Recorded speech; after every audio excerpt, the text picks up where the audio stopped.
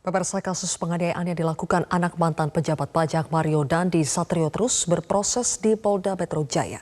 Minggu lalu penyidik menggelar rekonstruksi penganiayaan Mario CS kepada David dengan memperagakan 40 adegan.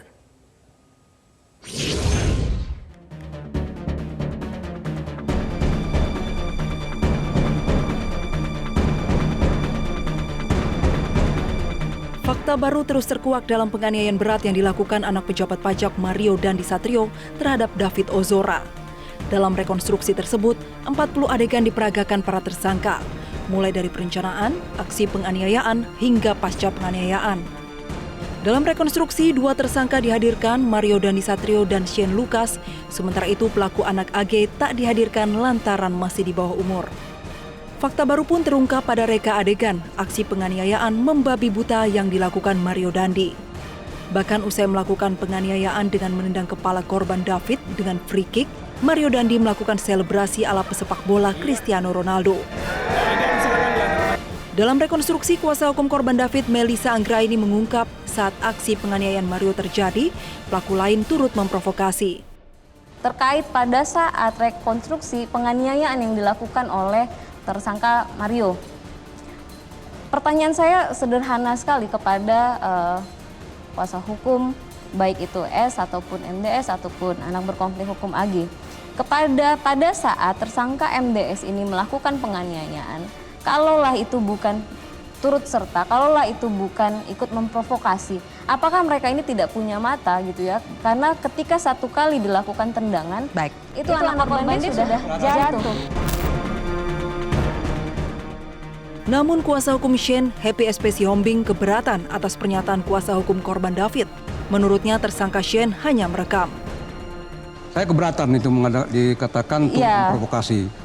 Karena jelas faktanya klien kami ini, si Shane ini, itu hanya sebatas untuk merekam. Jadi dia tidak ada kata-kata atau ujaran-ujaran pada saat momen itu.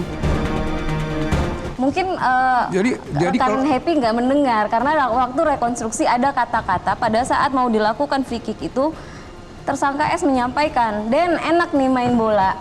Gimana tuh, Pak? Enak nih main bola. MDS menyampaikan begitu. Apakah itu bukan kata-kata provokasi? Sebentar. Bisa dijawab dulu, Pak Happy. Sepengetahuan saya di BAP tidak ada seperti itu.